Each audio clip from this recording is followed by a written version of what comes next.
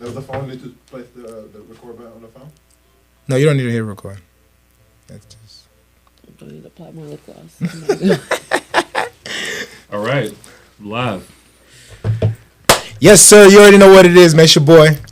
No, hold on. Yes, sir. You already know what it is. It's your boy, Bad Guy JB, back with another live BGP. You know how we rocking, man. So I got I'm laughing, y'all, because JB feel like we're recording. We're live, so there's no cut. Yeah, no cuts. But you know, I got my co-host. My co-host, man. I gotta make sure I introduce my people. Yo, Tokes, holla at them, man. Hey, what's going on, y'all? How y'all doing?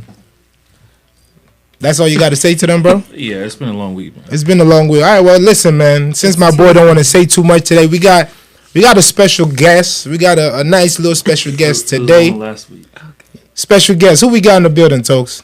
We got the one and only Paris Simone. The one and only. Hey, everybody, clap for Miss Paris Simone. Yo, Miss Thank Paris. you for having me. What's going on? Welcome to BGP. How you feeling, Paris?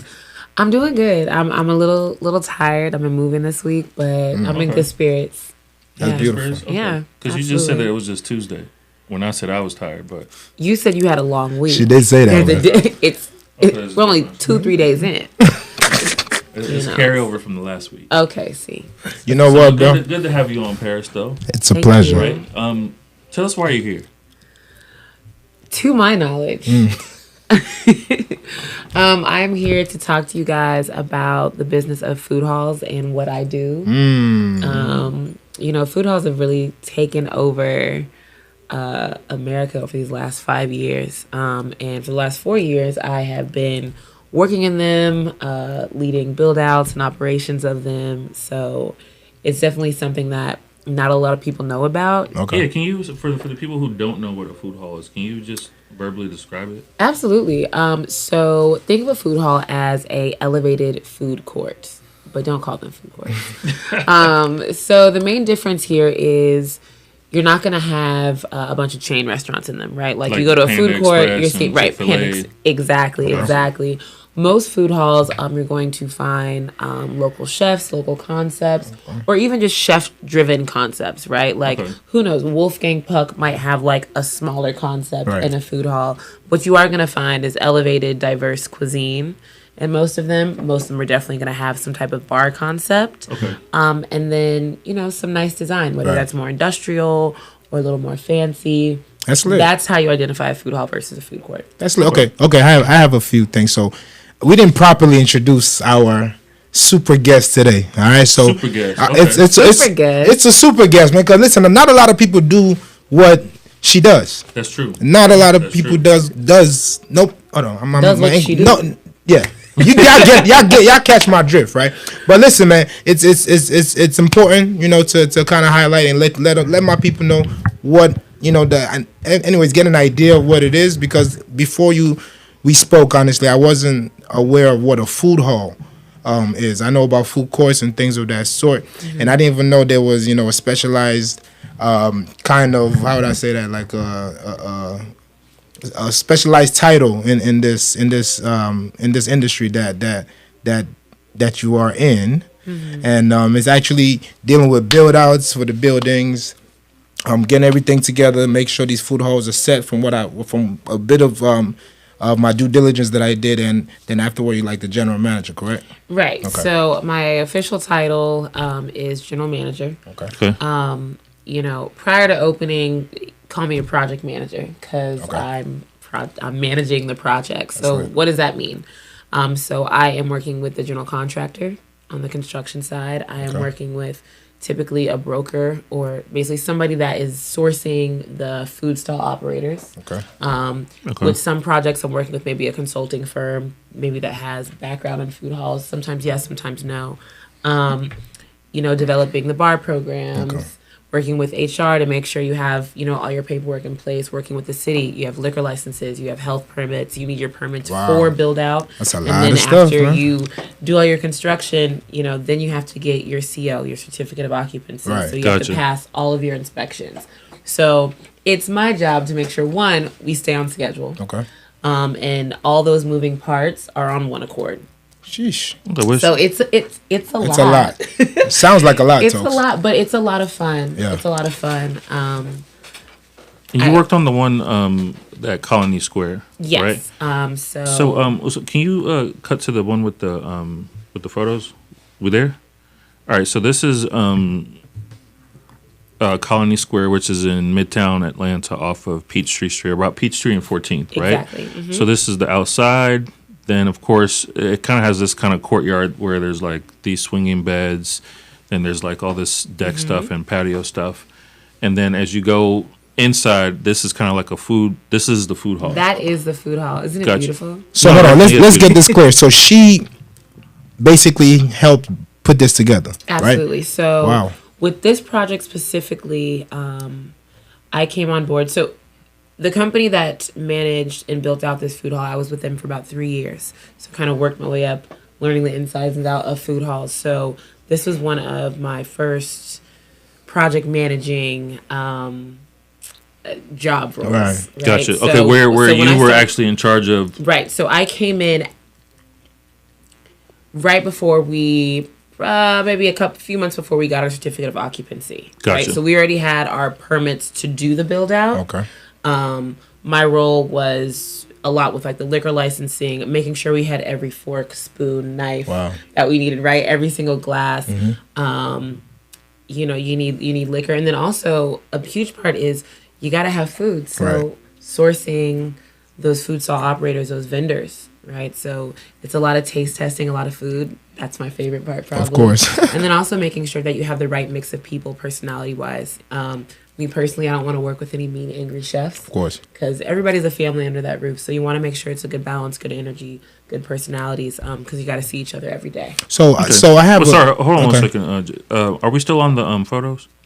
Okay, so just want to show people what it looks like in case they haven't been. So you definitely see it's not a food court, but you see the food court S type thing where you have Absolutely. the restaurants on the outside and you have seating in the center. One of the big differences, like you said, is that there is like a full bar. Absolutely. And then the seating is not your typical mall seating. This is It's like restaurant it's seating. good stuff. All It's right. like good- You got some good quality expensive seating. furniture Right. in there. Good lighting. It's got all of that. Right, exactly. The music is Yeah, that gonna looks be good. on point. You know, you have to be aware of your ambiance and the vibe. You know, those are two things that are really important to me for any concept to be successful. Whether that's a food hall, a restaurant, a bar. Okay, so you can cut back. So okay, in this type of concept, typically there are about how many would you call them food vendors or restaurants? Or what would you? Yeah, I typically use the word vendor or food stall operator. Okay. We can use the word vendor Right. for this conversation. Most food halls I usually see anywhere from about 7 to 11, just depending on the square footage and also how the stalls are set up, right? Okay. So in this food hall specifically, about half of the stalls were vented or hooded and the other half were not. So, Okay, what is that? So that means some of them have mini kitchens on the back, Okay, right? And others have to use a shared kitchen space. Okay. gotcha. So think of like your delis, your bakeries, your health food concepts, salads, juices. You don't need a hood Right. to execute those concepts. Any beverage concept, you're not gonna need a hood for. Okay, and by hood you What mean is a like hood? stove. A hood. So a hood This is a hood. is a vent. So look, I've been working in food and A beverage hood. for 14 years. So I'm sorry about my vocabulary. you're good, you're good. A hood takes all that smoke and steam when you're Okay. cooking out. So think about when you're cooking at home, Okay. and all of a sudden you get too much smoke, and you turn on Right. that fan, Right, I gotcha. So Okay. It's like the fan. and So it's sucking all that out. That is what a hood is. Gotcha. Okay, that makes sense. So in a commercial kitchen, So it's a big old fan in a it's way. a big old vent, a Big old vent. right? A big old Okay, I fan. get it. Okay. So yeah, That makes sense. That's Okay. dope. You see, so my thought, right, when I look at this, all right, sorry about that, sir. When I look at this, I think, you know, the new concepts of like ghost kitchens. You've heard of those, right? oh absolutely. So ghost kitchens, from what I know, are those that basically they build the kitchens within, and they might have the, excuse me, the front part that you could come pick up your food. They have like a few seating areas that you could come and and then it's basically a big old warehouse with a bunch of different sets of kitchens in the back of them. So with those, a lot of local chefs and people who have some ideas as far as their mini restaurants, they might want to go there first, and they'll go ahead and test out their restaurant idea. and of course from there they build, and then eventually they might go into getting their own restaurant. So how do you get into one of these these Food hall. food halls? You got it. Is it something that you have to apply for? Or do you guys pick yourselves to who you want in there? Do you do your own due diligence? Okay, you do both. Perfect. So we get a lot of inbounds, a lot of people that are interested in having a food stall, and then in the same breath, like we go out and we look for people, right? Like who has a buzz, and I'm people that have. You could be doing pop-ups. You could have a food truck. Gotcha. Okay. Anything. I've worked with people that worked in finance their whole life, but like they would do random pop-ups here and there because food was their passion. Right. And so they decided to sign a contract with us, right? How long is it typically? 1 year, 2, 3? Anywhere. I've seen them for anywhere from 1 to 3 years. Okay, it seems to me that it'd be kind of hard to get in here if you just see it and you want to maybe try it. You could. I mean, it depends on your financial standing and the capital that you have. There's always going to be some type of. I mean, besides the finances. I mean, if you have the finances, so is it if you have the finances and you're interested in being a part of a? Okay. It has to be the right fit. The right fit. It's so not, you guys you can't just like have the money and like have an idea, right? And think that that's going to be enough. And that's not to be negative by any means, but we want to make sure that you're successful. So things that I look for: experience managing a team. Gotcha. Okay. Experience actually working in a kitchen on the line. Okay. What does the infrastructure of your business look like? Do you know how to run a business? Do you know how to be organized? Do you already have an ordering process? Do you have people that you order your food from? Do you have those relationships to sustain your business? Okay. Or at least have some type of plan to map it out how you're gonna make it happen. So my point of asking that was really just to see if it's a situation in which if you just basically have the money, you have the idea, you're looking to open up a restaurant, it's something that you can get straight into. But from your answer, it seems like you guys kind of, I don't want to say pick and choose, but you make sure that it fits your brand for what you guys are trying to do. Is that? Well, the thing is, it's business, right? Of course. So if you're not successful, we're not successful. If you're not making money, then we're not making money.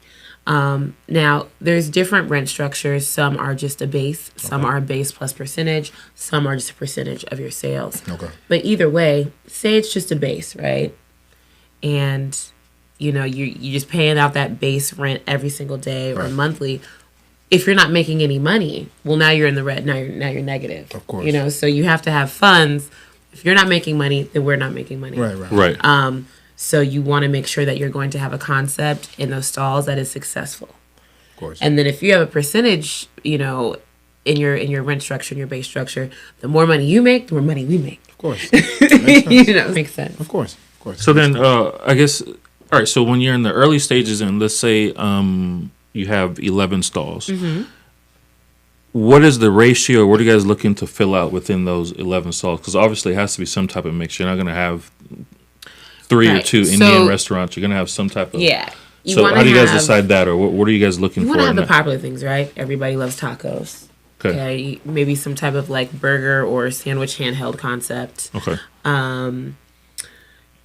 Typically, let's see, tacos, burgers, or sandwich, pizza. Of course. So you got like your big 3, big 4 right there, right? And then outside of that, you can be as diverse as you want, right? Whether it's Indian food, Mediterranean also is another big one that people love. So I think it's just a dope concept, to be honest. Especially for like local, chefs and people who have something unique and they want to bring it out. It's a dope idea. So. Listen, big ups to you. No, absolutely. And the other question I had is that long-term wise, is it, and we kind of talked about it like pre-show, is it more of a launching pad or more of a, hey, I have a small concept, I'm going to stick with that? Or have you seen restaurants that maybe scale down where it's just like, okay, you may not be able to be like a full restaurant, but maybe you can be in like a food hall? Or is it like where does that all of it? All of it? Okay. All of it. It depends on what you want, right? I've seen vendors, they start in a food hall and they grow and they grow and then they move on to get their own brick and mortar and they're successful. Gotcha. And that's amazing. Other people are like, you know what? I like being in a food hall. This works for me and this is what I want and I want to stay here. I like these numbers, I like this income. Right. and they keep on with that. I've seen people that have had larger concepts, restaurants, steakhouses, and then now they have, something else, something smaller. Like maybe you had, there's one individual with this one used to have like a steakhouse and then started a burger concept, right? Gotcha. So, but also has like other businesses around the city, trying out different things. So, I mean, it's really just about what you want and what works for you and what you can sustain. That's dope. That's dope. And then the other question I had is that long term wise, are you guys ever trying to switch up maybe the mix of restaurants that are in there, where maybe you don't renew some people's lease and it's just like we're going another way? The thing with that is, you're obviously never going to get rid of the people that are making money. Right. That's just not smart. Why get rid of somebody that's making money and then take a chance on someone else? Right. From my perspective, I think longevity is the way. The more consistency you have with your product, the more consistent you're gonna have with your earnings, with your income. When people know what to expect, it's the same thing. I mean, sometimes we were just talking about this before we started the show. Like, sometimes I go to certain places not because it's the best food in the city, but because it's consistent. It's consistent. The service Gotcha. is consistent. The food is consistent. The drinks are consistent. I know what to expect. I like the way I'm treated when I'm there. Those things go a long way. Sure do. It's 11 small businesses, and with that, and this is a big differentiator from Ghost Kitchens, is a customer service, is being able to talk to guests and build a clientele. Okay. That's also the difference between somebody, staying small or growing and being able to have a brick and mortar if that's what they want. Of course. Is building that clientele and building people that are following you. Of course. And that's something also we look for when we're looking for people to come into those stalls. Do you have a following? What is your customer service like? Right. That's dope. That goes That's a long dope. way. Okay. That's dope. And then and what it is, I'm definitely trying to educate people who haven't been, who just are trying to understand, like, I mean, outside of you liking the food that's at some of the vendors, why would you go? Because obviously it's an upscale experience. It's not just like a food court. Food court, typically you're at the mall already and you're just trying to get something to eat. Right. But with this concept, it feels like this might be a destination where you're just like, I want to go hang out, maybe get some drinks and also get some food. But then it doesn't seem like it's a full restaurant where you might have to have a reservation, but it's just open and you just go there and... Absolutely. Excuse me.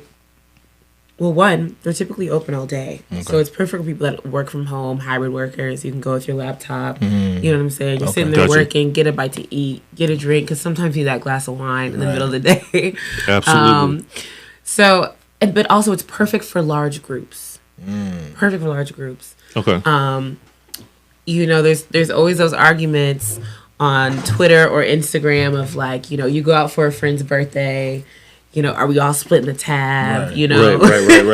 or are we just going to pay for ourselves? With a food hall, you don't have to do that, right? Everybody can get up and go get what they want. And you don't have to worry about, I only wanted to spend $20 and I have to spend $50. Bro, that's a good one because, bro, I hate going, yo, look at me. Oh, my bad. Look at me, man. I hate going to those events sometimes. We all mean well. We all want to celebrate you, but then they just put you in the bill without you knowing. Right. Like, bro, like then I know this crab I just ate was $800. Exactly. I'm like, right. Bro. But anyways, back to what you were saying. So perfect for groups and not only like birthday celebrations, but for families too. Right. I love seeing, daddy daycare on a Saturday. It's lit. You and your guys. And you might have your kids and maybe your dog with you. And you can sit and you can get a beer. You can get a pizza for your kid. Oh, that's lit. If there's some type of like outside component, your kids can run around, do what they want to do. Right. And it's comfortable. You're there. You're having a good time. Music's good. The vibe is right. I can have a couple drinks with my boys, but also I'm still watching the kids, while my girl's out getting her nails done or doing whatever. Right. So okay, that makes sense. It's a nice balance. It works for everybody. Is it a good like date night spot? Oh, absolutely. Absolutely. Okay. Mm-hmm. Absolutely. Wow. One-stop shop. Yeah. One-stop shop. One-stop shop. I like that. Absolutely. And this is like full bar, right? Just full bar. Full bar. Now, I can only speak for the spots that I run, but I'm very intentional about music and ambiance and lighting. You don't want to walk anywhere at 9:00 at night and the lights are super bright. You're right. It messes up the vibe. It messes everything up. Gotcha. And you also want the music and the vibe to be reflective of like the demographic that you're around, Of course. and where you are. So And so is that like background music, like DJ?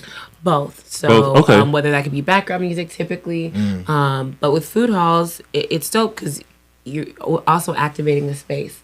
I've seen food halls do like, farmers markets on the weekends. Okay, gotcha. Supporting other small businesses like, Makers Mart, stuff like that. So do you do like pop-ups there as well? Is that what you're saying? You could. I have. Oh, wow. Absolutely. That's lit. I think for me, I never ever saw myself getting into food halls at all. It was very random and very much by chance. Right.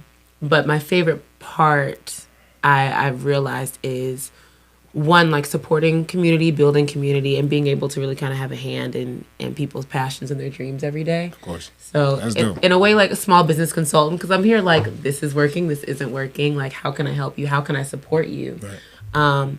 But even with that, it's also like I have the space to sit here and connect with my community, like, and be able to work across, whether it's friends in different industries, and be able to bring them in and do really just dope, cool activations. So That's dope. That's dope. yeah, Listen. This a lot of opportunity. This It in- sounds very, very, like really, really interesting concept, because it's like a restaurant, but it's kind of expanded in that you have different variety, but then it's also open space where it could be family, it could be something that's romantic, it could be something for a birthday. You have different options, and then Absolutely. because there's a full bar, there's of course there's alcohol, which people now. Is there hookah? Because I know y'all asking. Nah, is there I'm pretty hookah? sure they don't got hookah. Hookah be Ooh, Atlanta. I know hookah, bro. Y'all love y'all hookah.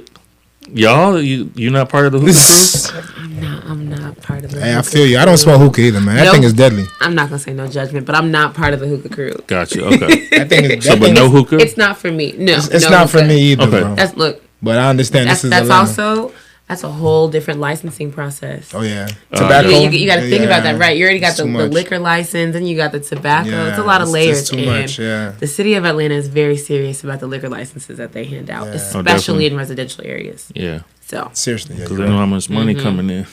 yeah, and typically in Atlanta for sure, when you add that tobacco aspect in the It hookah, brings a party vibe.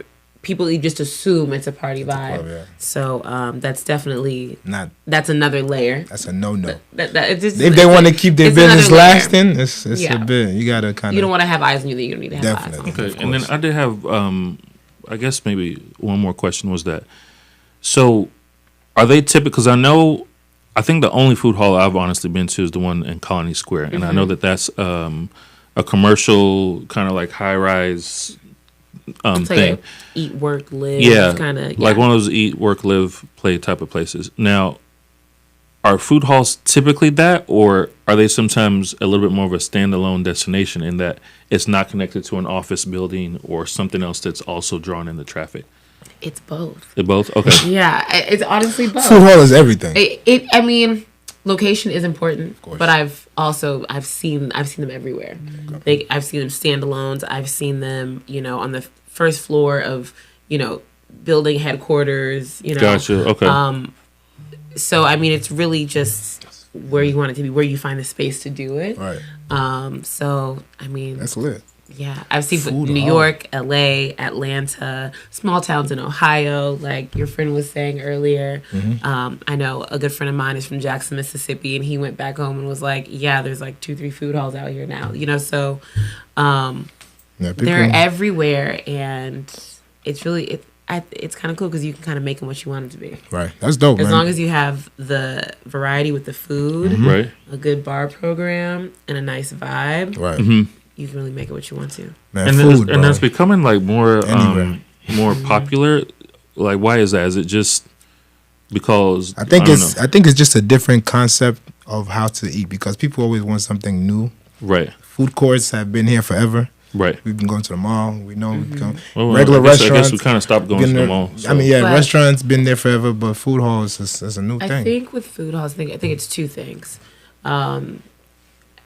I think COVID and the pandemic had Right. a lot to do with it. Definitely. Not only from a guest perspective of just maybe having like more open space, variety, cutting costs, being able to have that flexibility, but also from a business owner perspective taking that risk as a business owner post-pandemic, people don't want to do that anymore. Yeah. Right. People can't necessarily afford to do that anymore. A lot of people that worked in hospitality and F&B lost a lot of money with restaurants closing. Right. Just people they lost work. So this is a safer bet. You have a net. So in food halls, it takes away a lot of your overhead costs as a business owner. Right. And you can really just focus on your food costs, your labor, your concept, and not an oven breaks down and now I have to spend $5,000 to get it fixed. Okay. So how does that? Can you help me understand that, please? I don't really, as far as you saying, just focusing on your costs, anyways, to run your business.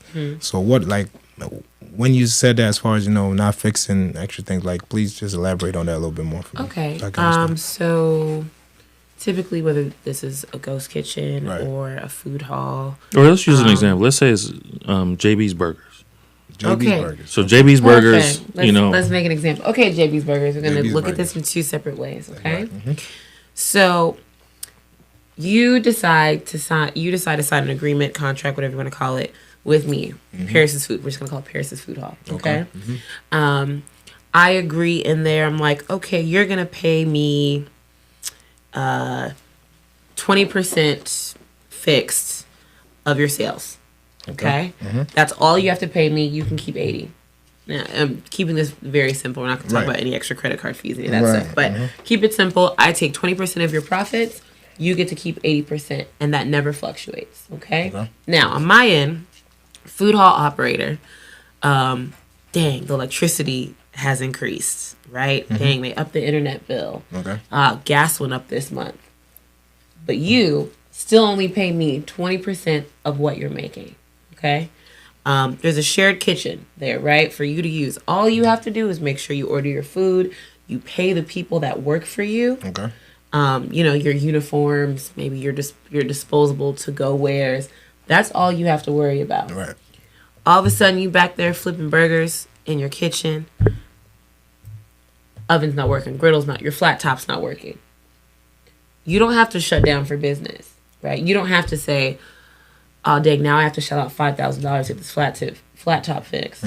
You go, hey, Paris, this is broken. Okay. So now it's my responsibility to make sure I get a technician out to fix that as soon as possible. Dope. Because if you're not able to cook and sell anything, I'm not making any money. Right. Listen, that's great for businesses. Yeah. That's great for any well, from my standpoint as a startup or but you guys say you don't do too many startups anyways, but at least you make sure it's right before you do it. Right. Sorry. But anyways, any business that has a bit of a customer base or anything that's growing, like to know that they don't have to think about that depends on what I guess you guys work out, because I know you said you do that base but plus that There's all or different types but you can the set it fact up, that yeah. you guys have options, I think that's a great thing, because a lot of people can't afford some amount of money to be able to pay rent to do this, and you guys, of course, a food hall will bring the people itself also as Right. far as if you have a good location, you have that built-in traffic, which works for everybody, because everybody's Right. bringing somebody, and then they might see something that they like down the Exactly. street and try that out. That's it's a great idea. Yeah, and it definitely keep it seems like it's going along with some of the other trends you see in business, where people are kind of outsourcing certain parts of the business Right. to somebody who does that better, and then they just focus specifically on what they're good at, Right. which in this case would be your food, your presentation, and your customer service is all you really have to worry about. Right. You don't have to worry about the electricity, the internet, the cooktops, Right. none of that. You just have to work on that part. dishwashers, All that bussers, stuff. overnight cleaning. There's tons of things. Paying for your liquor license every year, paying to renew. All Hold on, so the liquor there's license so many comes costs. with the venue as well? Well, so That's the point of having the bar. You said full bar. yeah. Right. Which is Typically, most food hall models that I have seen, the food hall owns the bar concept. Of Because course. bars Of bring in course. like That's half of the that's right, the money of maker. course. That's You the money. know what I'm saying? So the food So hall you- want to have the bar because that's where the money really comes Plus, in. it's too much of a liability to sit here and have all these different concepts trying to sell liquor as Liquor, right. well. It's best if it that's just a comes lot. from one. Right. Yeah. That's dope though. And that was very, very dope. That's and then it's dope. also ends up being good business for the food hall because you essentially have an establishment that you've built out. So you have that going, and you have the bar, which you're making some money from. Then you get to experiment with the different food concepts, which if one doesn't work out, it's not like the total Right. business is a wash. Right. Exactly. Compared to people who do their standalone restaurants, where if I've opened up as Toast's Mediterranean Bar and Grill and that food doesn't work out, typically those businesses SOL. it goes out of business. Yeah, SOL.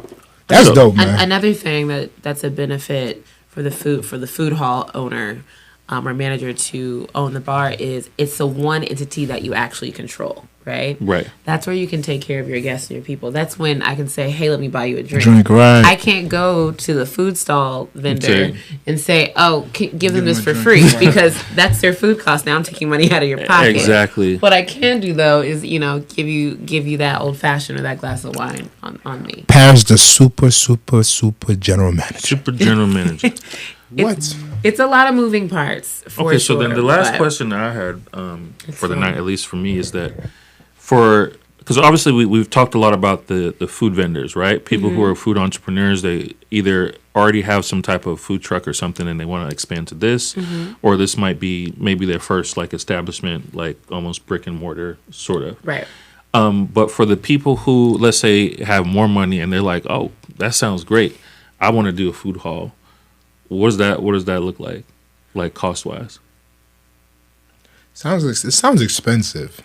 I Yeah. will say. But I mean, expensive, we're even if talking like you 1, have the 2, 5, money, 10? Most people typically take out a loan, and there's also there's so many layers, right? Like, with businesses, you typically you don't want anything to really be able to come back to you, right? Like, you don't want to be have You your wanna be business liable. sued and be Right, liable. that's right. So typically, what I've seen is people add layers, right? So you have maybe like the holding company. Okay. Then maybe you create a separate LLC Right, for that food and hall. trust and all that. Right. Right.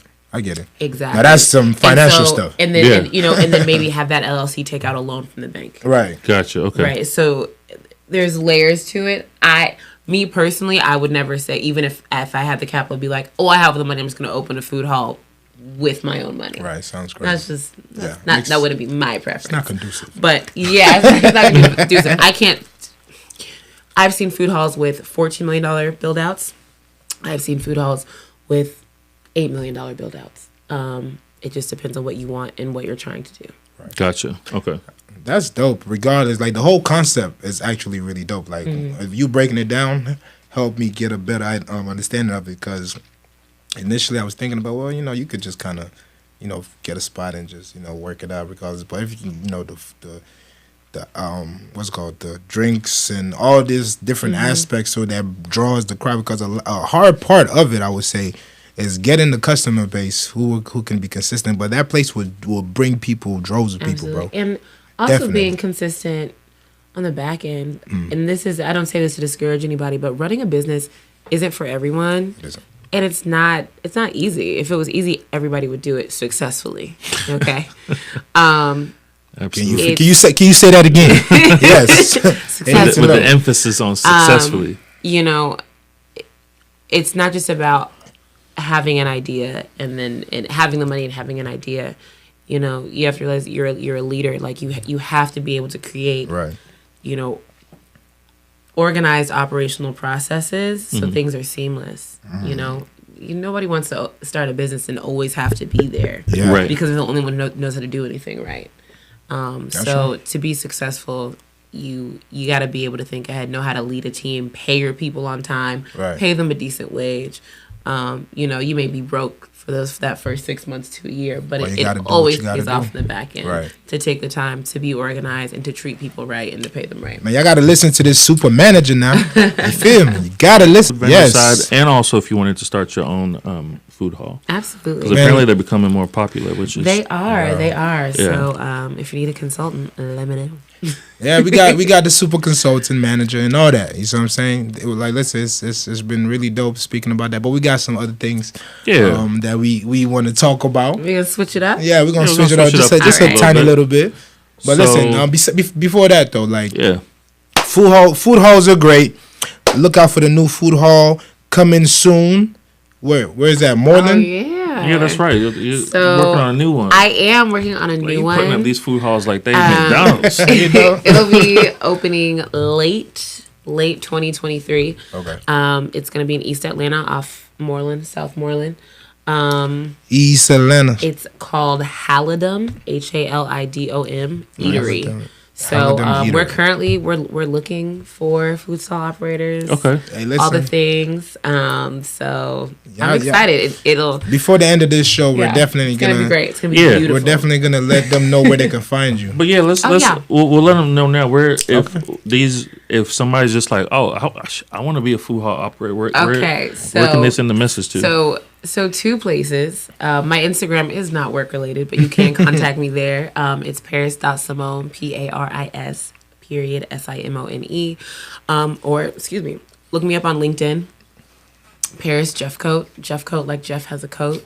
Jeff Look me up on Coat. LinkedIn and you'll see everything that I talked about today and what I've done and what I do. Salute. So yeah. Yeah, so if any of y'all have a food concept, you got a truck, or you already have some experience, reach out because they're looking for people. You said by the end of this year it should be open. Yes, by the end And of this year it so should be open. So They got spots, so this is your shot. Got spots, got 11 beautiful spots. And it's gonna be great. And then even if you just need some advice on your concept, your food concept, your bar concept, I do consulting on the side. So let me know and we can talk. Nice. Thank you very much. Thank you very much. Absolutely. Yes. All right. So Anything on to else, the- JB? Well, Or you we know- switching to the reactions now. We're gonna start talking about the we're gonna be talking about the good stuff. But it's been a pleasure to have Miss Paris. No, absolutely. This has been Miss Thank you Paris. guys for having yeah, no, it's been It's good. It's a been great- educational. I feel like I feel leaving here blessed. Like I know a lot more than I did before. I know, I'm so man. glad. Listen, Yeah. I might want me a spot in this food. Yeah. Can you Like quit? food hall. I'm girl. What? Yeah. Yo, whipping it up. No, man. because Food hall, shout it. Honestly, when That's you what think they call about it, not everybody. I say a lot of people do have a dream of owning some type of restaurant, Right. and most people think either they have to go a franchise route, which is really not your restaurant; it's really more like a business, Right. or they're thinking, okay, I have to have like a full on restaurant. They're not thinking of the other Expensive. options. Right. Yeah. Because I know some people who've tried doing the whole ghost kitchen thing, Right. and they have their challenges and issues, especially with some of the ordering platforms. But this is another option, saying that, hey, you know what, Yeah. because wait, do they have to do any build out or anything like that, or it's just like light build out? No, they don't have to do any build out. Typically, there's certain equipment that's provided, whether that's in a shared kitchen space or in your stall. Right. So the grease trap, all that is then- already built in. Yeah, grease course, traps already kitchen built stuff, out. yeah. All your permits and licenses taken So care you of. just have to have like your sign and all of that. Most of the time, I'm not going to say all because there's like a billion food halls in Right. America. But you don't need to like go down to City Hall and like get another sales tax ID number. Okay. Most food halls will Have take all their that own. revenue and handle the sales tax for you. So they take the It just entire takes out a lot of revenue. liability, so But they do everybody's handle just- like the revenue, and then they do the revenue sharing and stuff. Mm-hmm. Okay. Okay. That's something I didn't know, but that's cool too. Yeah. Yeah, I mean every It works. agreement is different, right? Okay. I mean there's a million ways to do this and make it work. Yeah. So always remember to do your due diligence and figure out.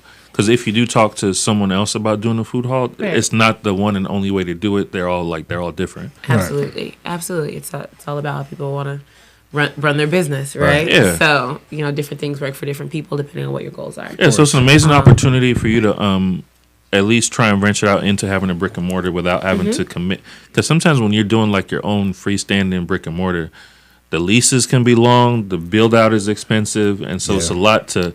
Especially if you don't have a proven concept that works Right. in that format, it's a lot to take on. And again, and you see how many restaurants go out of business. Right. All the A lot. time. Exactly. And, Yeah. and another thing is, in that kind of environment, a food hall environment, you have all these other businesses that you could learn from. True. Like you're all under the same roof, dealing with some of the same problems or issues, and so it's just you're in a space where there's so much knowledge Great and for different networking. experience. Right. Right. Different experiences. I've learned so much from Yeah. the different food stall operators that I've come across, and I know they've learned from me as well.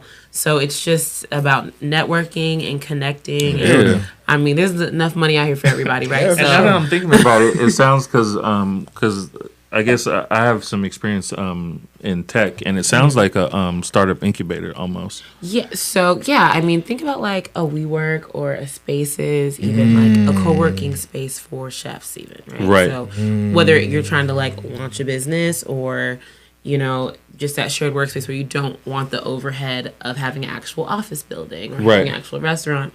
Excuse me. There's a lot of similarities between the three. Yeah. It just had me thinking about something when you said that WeWork stuff. Yeah. So I was thinking about my print shop. Like, can I add this concept to my shop in some way? But anyways, listen, we're here talking Absolutely possible.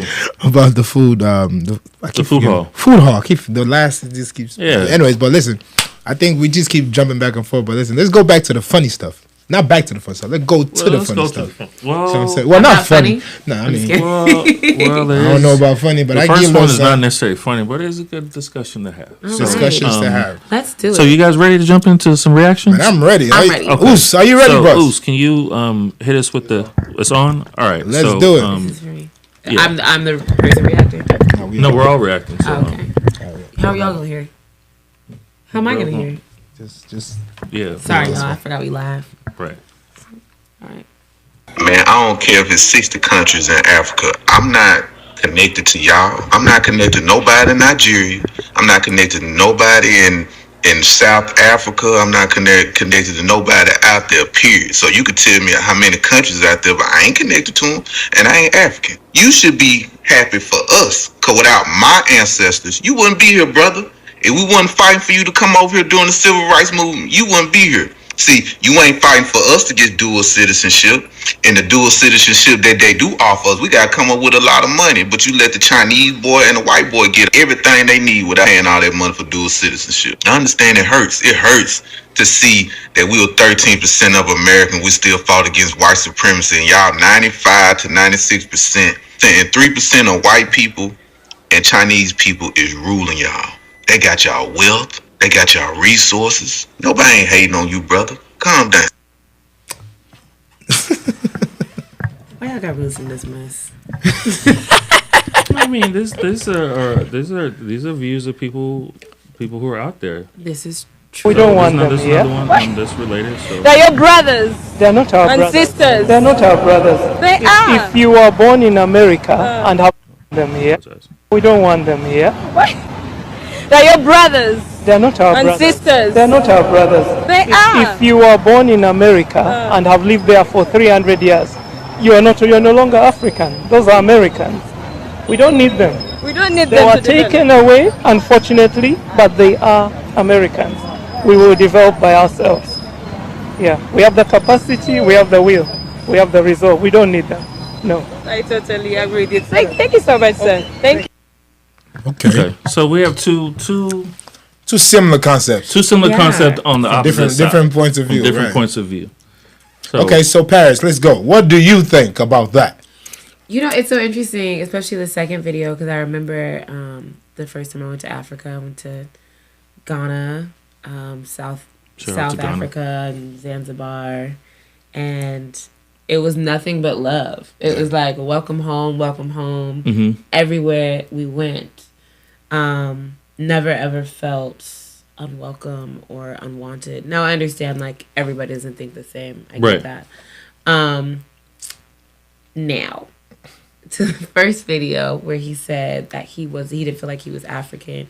I understand both viewpoints. I get it. I get it.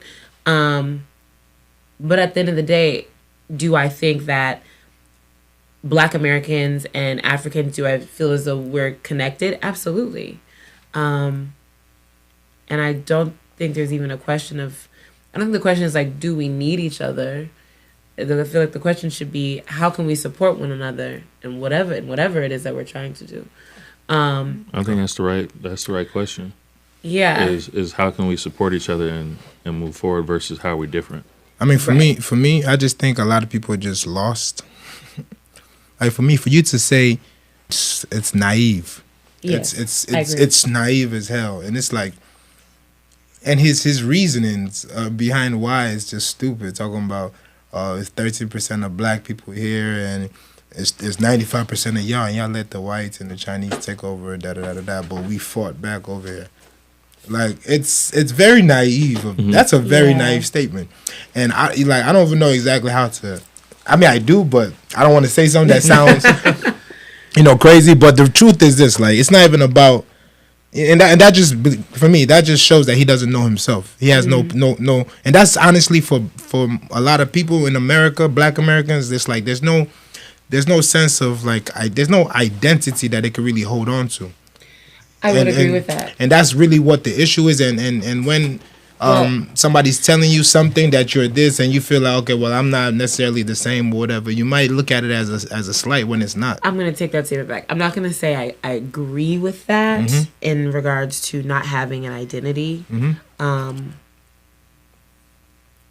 Because for me, raised American, raised the Black American, is there a Black culture? Absolutely. And is it very unique to America and Black people in America? Yes, absolutely. Do I feel like I know who I am and the family I come from? Yes. But is there a limit to that knowledge? Yes. Yes. That's where it is. Yeah. And I think that's what's being questioned. Sorry for cutting you off. I think that's what's being questioned in from his statement, anyways. I think that's the answer that's the question he was answering in a sense. Because I feel the sense, like, for example, I've been to different countries as well, and in UK, for example, we go to UK a lot, right? So in UK, the Black people in UK they know they're not from UK. Does that make sense? They know that they know that they have like their ancestors are from either Jamaican or some Caribbean. But they know that a lot of Black Americans don't that trace back to slavery don't. You're right. We were having the conversation before we started today, because you were asking me if I was Igbo. Igbo, Quavo. Yeah. The G is silent. Igbo. Igbo. Yeah. There you go. Igbo? Said it just right. Okay. And I said I don't know. I haven't done Ancestry.com. But and that's the thing is I know how far back, I know what plantations my family was on. Right. And I don't know anything after But that's that. it. Yeah. Right. And I feel like that's probably, let's say, one of the missing links is because, I mean, everybody has an identity, or you can choose your identity, whatever you want to choose. But the more you know, the more options you have where you can feel connection, where you feel like you can draw from that. Right. Because, I mean, there are plenty of Africans, even Nigerians, who maybe parents grew up there, or sometimes even they were born there and grew up a little bit there, but they got here and decided that I don't want to do any of that. Yeah. But the nice thing though is that they have that in the back of their mind You that have a choice. if it came, you have a came down choice. So to if it it, came down you could to go it, back. I know that I have this that I can go and tap into if I want to. Right. And kind of like what JB was saying is that there's sometimes a little bit of an added confidence knowing that, look, if it gets get back here, I mean, I can just go back over there. Right. So it always feels like it's an option, or you always feel like, hey, even if I'm not allowed to fully express who I am at work or at here, I still have this that is completely mine that I can rely on. Right. And so I would advise anybody that, yeah, I mean, do your ancestry, see like what pops up there. Go visit the country. See, you might, the funny thing is that people don't understand is that when you look at different Africans from different countries, a lot of times people might feel like, oh, everybody looks the same. No, you can definitely see the differences in different tribes, different countries. And so what you might find is that if you do your ancestry and you do visit some of these countries, that you might see people who look, not that look like you because they're Black, they look like you specifically because you see the features, the nose, the eyes, sometimes the height, the skin complexion, all of that. And you might feel like you are more connected, and it might be an option where you feel like, hey, you know what? I feel like there's like some type of connection here. So I encourage people not to feel like, oh, because you can't specifically trace back, or because your parents weren't born there, that that is disqualified from you. Look, everybody, like, you just have to pick a place and decide that you want to embrace it. Right. Learn about the people, learn about the culture, go for a visit, and just like you said, it's, for the most part, it's all love. You will have some people who are just kind of a little bit like salty, but that's usually because they have their own issues. For the most part, people are more than happy to welcome people who are visiting, especially people who are showing an interest because they feel like they want to connect. Right. Right. And homeboy was just salty, man. He was just Yeah, and I can almost guarantee you that. I ain't want to know. I ain't no Nigerian. And the funny thing is that they were both salty. The guy who was saying that, oh, we don't need them, they can stay over there, this and that. He also they're kind of American. Yeah. Which, we are American. Yeah. And right, like, but, and I think because you say the same thing about Africans that are now in the UK, Right. or you know what I'm saying? Do you say the same thing, right. I mean, or no? Because they had the choice. what's up? What's up? Say something, Can I bro. share something? Please. Yes. I don't know. The mic is not. I don't have a mic. Go ahead. I don't want to show my face. So this is my take on the whole thing, because I'm developing a script right now about the same issue. Right. I grew up as Okay. So I grew up. I was born here. I was born in New York. I'm a first generation Black African American in a sense. So I got the best of both worlds, right? Yeah. I grew up with Black African Americans, and I got to hear their perspective about who I was, even though I'm African American. Right. Literally, a true definition of that. Right. Also, growing up in the community, the older generation, I got to hear what their perception of who this Black African American was. As of we came in here and they was like, okay, let me tell you something. This is our people, Right. and these are Black people. Right. So you have to be able to Differentiate. differentiate or whatever. Right. And going to high school and having to deal with both communities, I got to learn and got to understand a lot. I did a lot of reflection on that. And one of the main issues that I think that's being missed on both of these videos is the division, right? Because once you start bringing the division, it brings chaos. Chaos is mostly driven by division. If you divide, you get one group and you divide them, then chaos starts. We see it even in Africa. We see it with the Tutsi and the other tribes. We see two tribes that don't get along just because of the simple fact someone highlight their differences or whatever. And I think that's the main issue that we're looking at here. But if you really look in history and you go all the way back, because I love America, but when we talk about slavery and Black African Americans, they actually history starts from when the boat lands. Even when you, I had an exhibition in Cincinnati at this museum. It's a Underground Railroad museum in Cincinnati, and when you walk in there, there's a room that explains slavery or whatever. But it literally starts from slavery, from when the boat lands here. Right.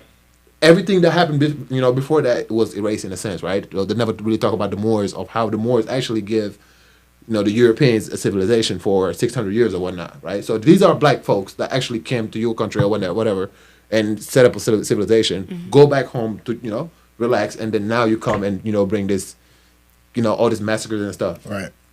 So when you look at the history from the beginning of how Black folks actually got elsewhere than Europe, there was Black folks that was able to sail to America, allegedly. And if you really look at the story as it is that, or if you look at the story as you was thought of we all was brought here, because of slavery, but there was already Black people here. When you can go down in South Africa, Southern America, and then you see people that actually Black. They was not here solely just because of slavery. Right. They was here before Slavery. because slavery, and also people was able to sail. So Right. it's really no difference. If you are Black, you're Black. Point blank. Period. Right. We are one of those races that even when we mix with other races, Still Black. You you're still still Black. Black. You get what I'm saying? So genes are strong. yeah, genes are strong. Strong. But I really I don't hate it. But I really want to educate people about history and why we are who we are in a sense. And we are no difference. Right. But we do get a lot of the hate come from both ends. You will get some older generation Africans that's Don't mess with no. exactly. I don't want you to mess with the Black African Americans, Americans, Black- because yeah, that's their man. perception, right? And, And that's what the media Yeah, media, bro. It's media. The media is- Yeah, because is bro, what I portrays all remember. that. I remember moving there when I was 9, moving to America. Right, coming down here. I was 10 years old. Well, I was 10. So I was 10. Listen, don't go and be doing friends with these Akata people. They will shoot you. The They what will- people? Akata Black people. Akata. Akata. That's that's what Africans,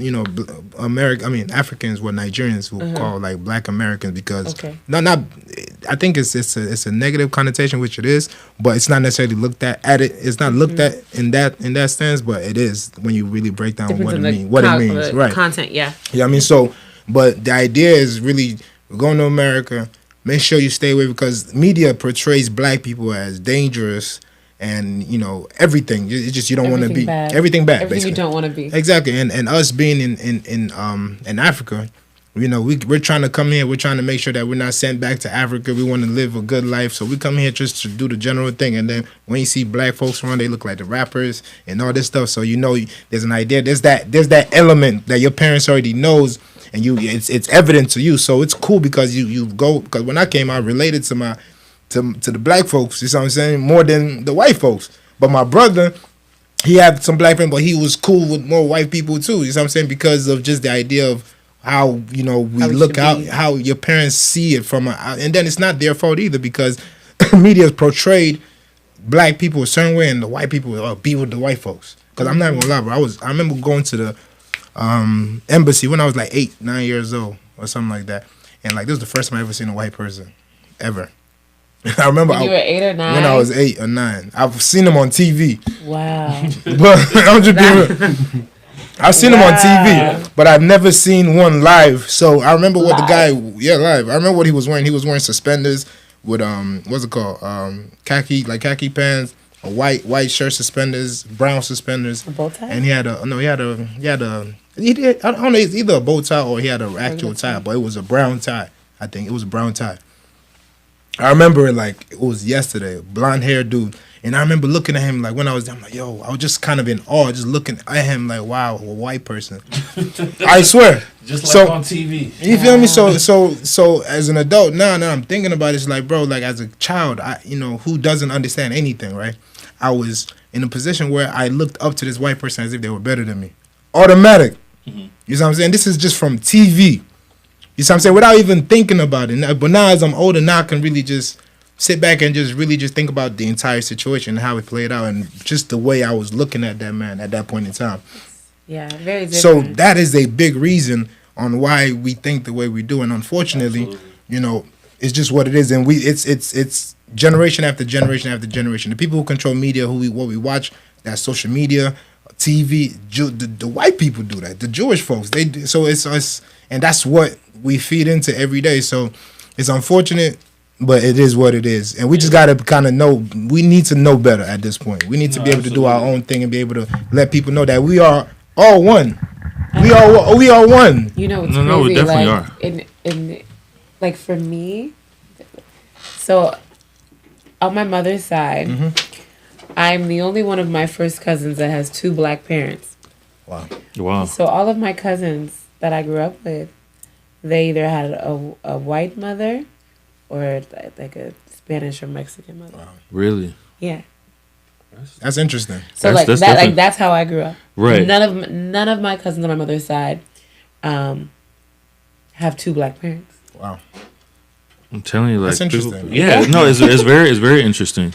And, kind of going along with what you were saying, JB, on the media part, because the media plays both sides, because the media portrays Africa as, people, are living in the village, they swinging from trees.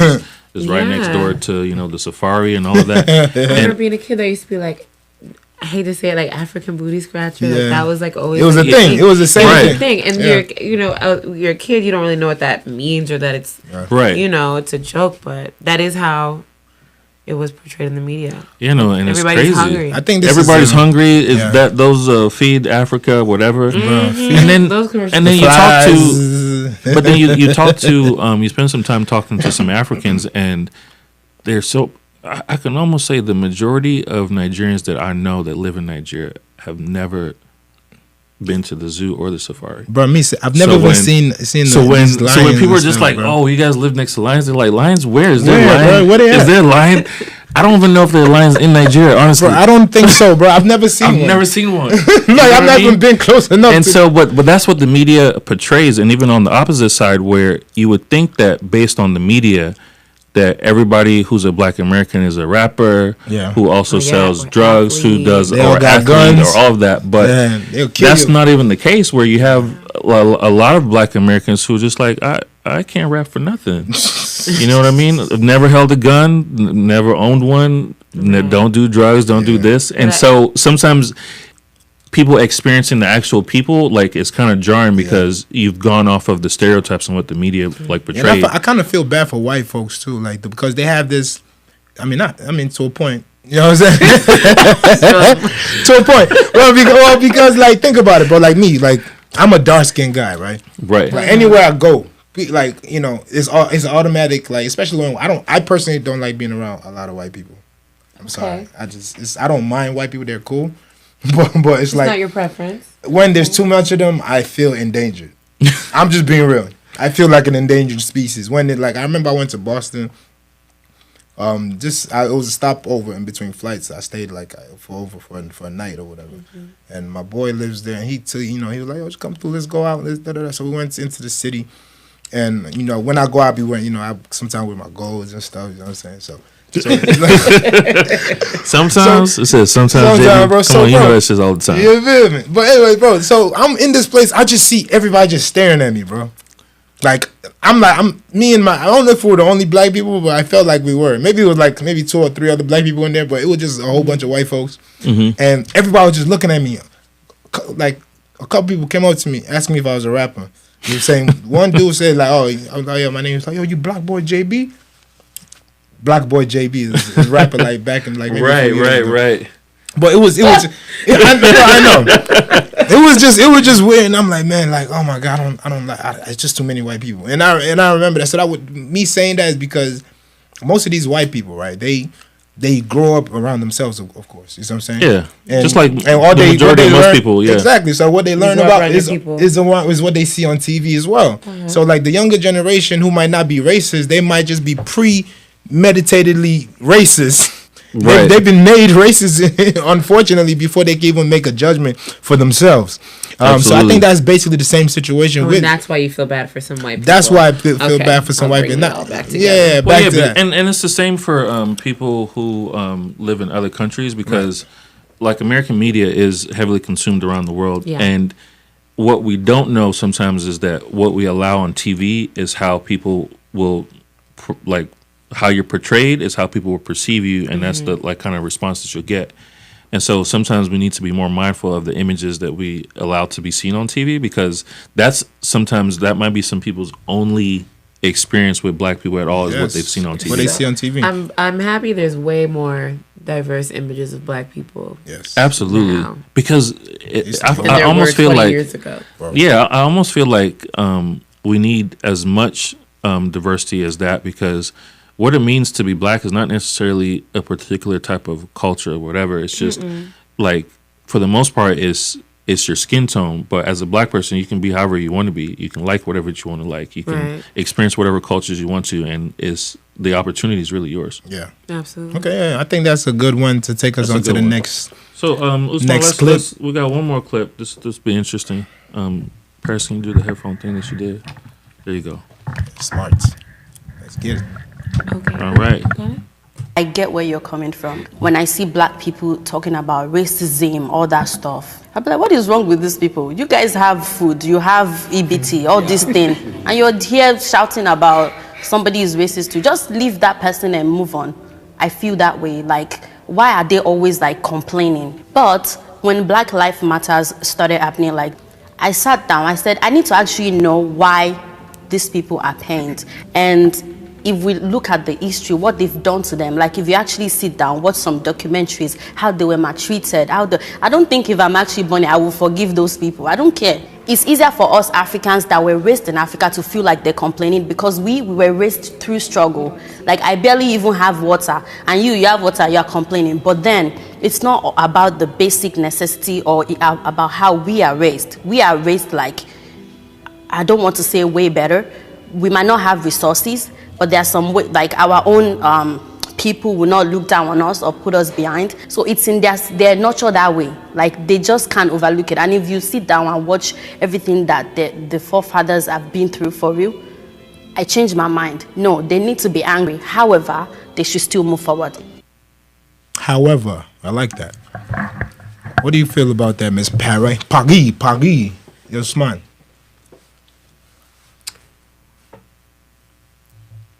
I agree with her. Yeah. Absolutely. I agree with her all the way through. Like her statement about, we may have been raised, we may not have had the resources, but like when it comes to how we were raised, it was better. Like we had our people and they wouldn't look down on us, and just, it's a different sense of community. It's not, it's so like crabs in a barrel of like, Right.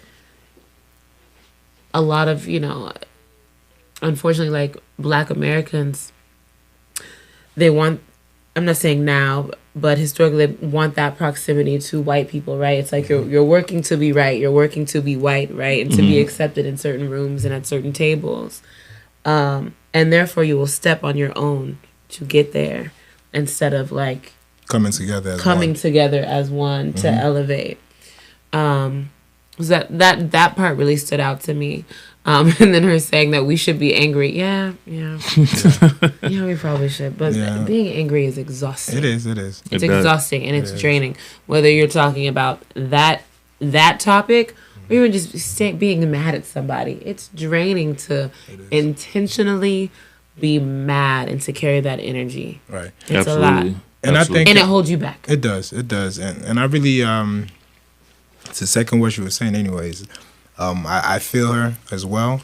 And from really what she said about, we as Africans anyways, a lot of us came from struggle, That's just so a lot of the way Africans look at Americans is basically what she said. Like we're struggling. So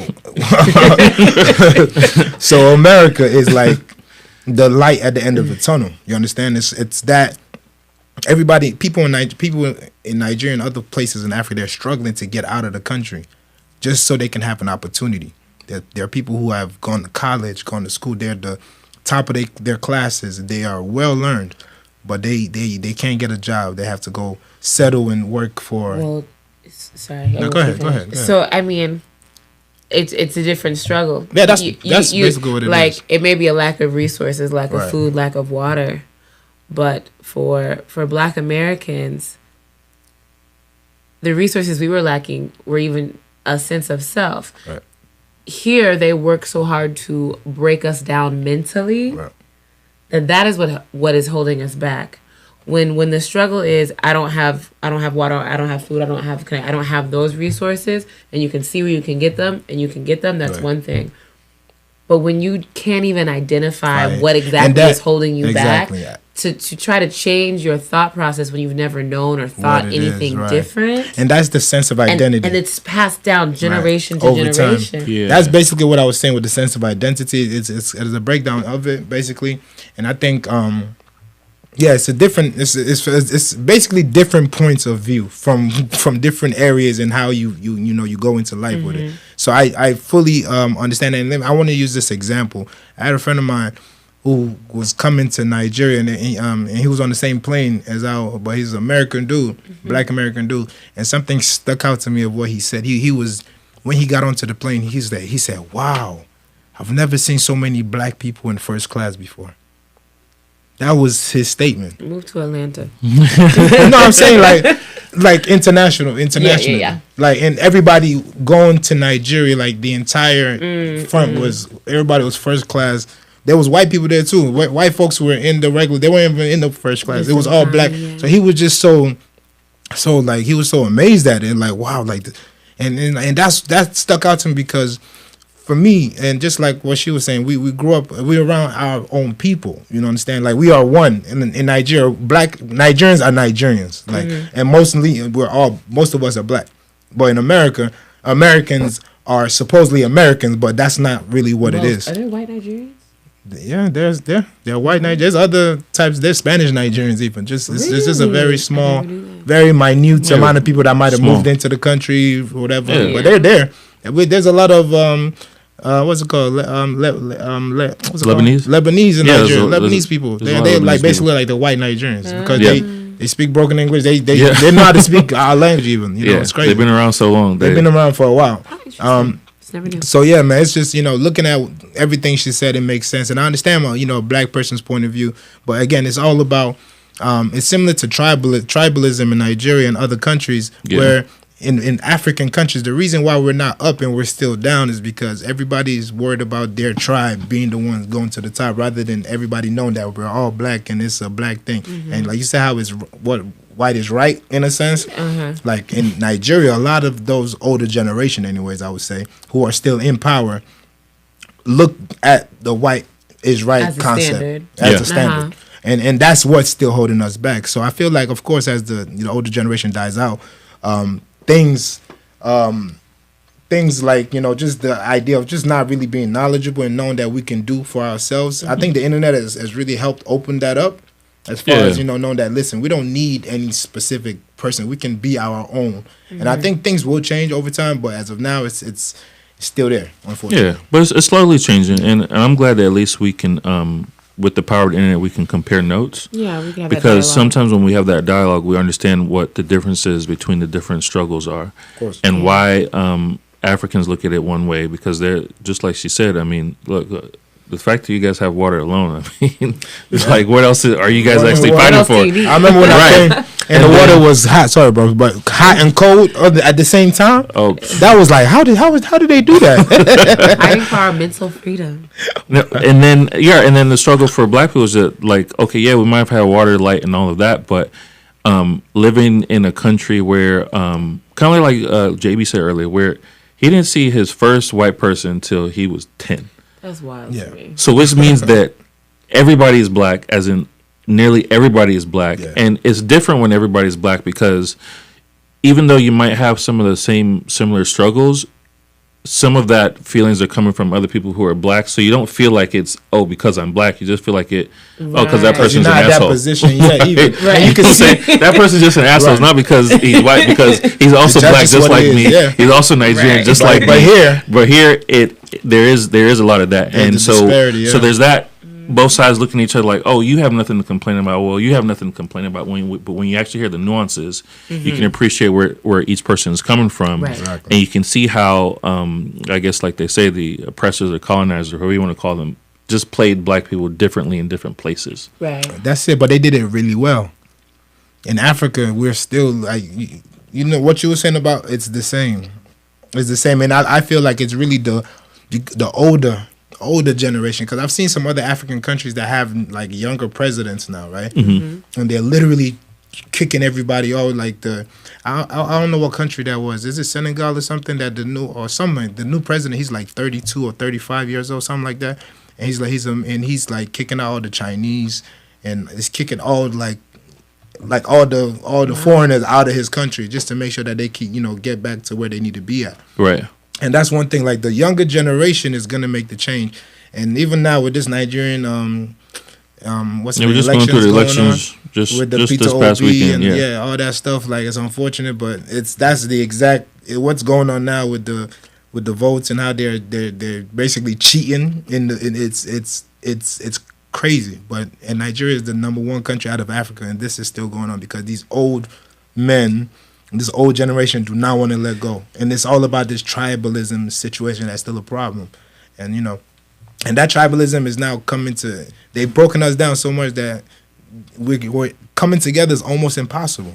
It's very, very difficult. And I think the other part that sometimes people from here don't understand is that tribalism, when you experience it, can feel a lot like racism. Racism, right. It just feels like you can go into certain parts of the country or certain cities or even certain offices that are controlled by a tribe that's different from yours, and you can feel like kind of like how JB felt in Boston, where it's just like, one, I feel like everybody's looking at me, and I feel like everybody's asking like, why are you here, when you know like this isn't your tribe or your people, right? And it feels weird because it's coming from other black people, but you definitely feel it where it's just like you feel like you don't belong there. And it's a real thing. It's exactly racism, basically. It's just racism within, like, and that's what they've done over time to make sure that no matter what, we will never stick together. But like I said, hopefully that goes away soon with with the internet coming into play, and I think in a few 20 years maybe, I feel that could really change. I'm not like things are not perfect. I mean, it's all up to us. Definitely. One day at a time. One day at a time. But Paris, thank you for reacting. You had some good points. Thank you for educating us. Tell the people where they can find you. Again. Uno más. So you can find me on Instagram at paris.simone. Paris like the city, Paris .Simone, Simone. And Okay. you already know what it is, man. JB. You already know what it is, man. It's your boy, Bad Guy, JB. Instagram, Facebook. Yeah. Bad Guy, JB, BADGUY. Make sure you check me out, man. You know, for the day-to-day ginger, giving them. Okay, and Tokes Ogun everywhere, even the .com. That's TOKSOGUN, and that's everywhere. So this is a great conversation. I appreciate y'all expressing y'all's views. Thank you guys for having me. Yeah, absolutely. Thanks, Paris. Appreciate it. You know what I'm saying? It was a pleasure. Thank you for coming, and we will be back next week. Thank y'all for checking us out. BGP, we out. Yep. Peace. Okay, we don't finish, though. Correct. Oh yeah.